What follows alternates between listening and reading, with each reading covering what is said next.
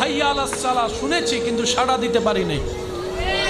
কতবার আল্লাহ পাক বলেছে বান্দা আমাকে ডাক, আমি তো ডাকিনি।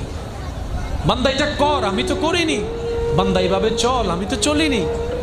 এইরকম হাজারটা আদেশ অমান্য করার পরও যেই রব দয়া বন্ধ করে নেই, রিজিক বন্ধ করে নেই, রহমত বন্ধ করে নেই, তিনি আমাদের রহমান রহিম। সুবহানাল্লাহ। তো মুমিন বান্দারা আফসোস করে না, আপত্তি করে না, ওনারা অপেক্ষা করে রবের হুকুমের। ওই রবের হুকুম আসা পর্যন্ত অপেক্ষা করার মাঝখানে যে রাস্তা, এটার নামে সবর, এটার নামে ধৈর্য। বলেন না সুবহানাল্লাহ।